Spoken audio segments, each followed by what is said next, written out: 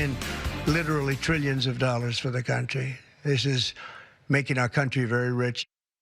President Trump continuing to stand by his tariff plan as new rates shake the global economy.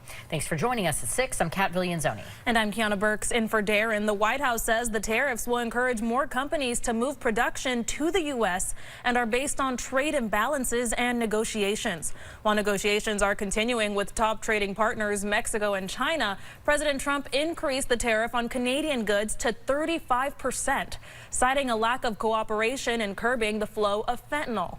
Prime Minister Mark Carney pushed back, saying Canada accounts for only 1% of U.S. fentanyl imports. The vast majority of Canadian products will not be impacted by this increase, but things like steel, aluminum, and cars are expected to be significantly affected. Canada is Vermont's largest trading partner. I spoke with 2 local industries today about the trade war uncertainty and what it means for them and you. I feel like we're back in that same territory, but instead of 25%, we're at 35%. Allison Hope from the Vermont Maple Sugar Makers Association says it's deja vu. While maple syrup that's shipped into Vermont from Canada to blend isn't subject to new tariffs, larger pieces of equipment that the state's sugar makers rely on might be.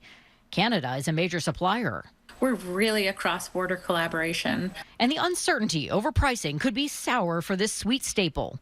She says Vermont's maple production has gone up 500% over the last 20 years. Huge growth for the state's liquid gold, but a growth trajectory means you have to understand what things are going to cost tomorrow in order to plan for expansion. And it's not just their industry trying to figure out what's next. It'll hit consumers.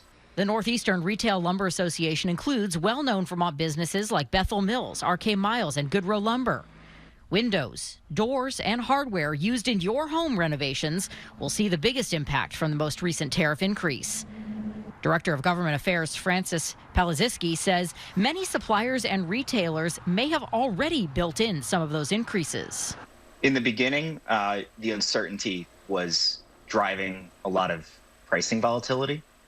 But now that it's become more clear how the policy is evolving and where we're going, members have been able to plan and local businesses have been able to move on.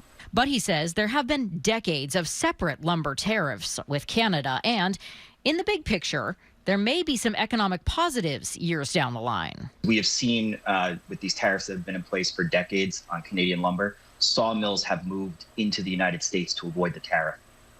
So it actually has brought in a certain level of manufacturing jobs.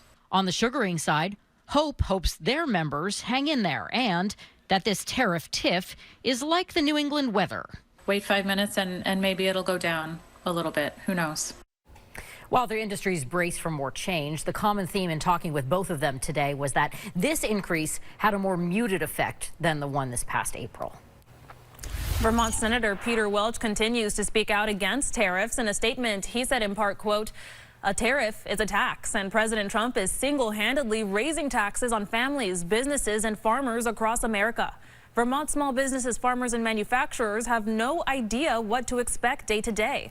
America's working families will see higher prices."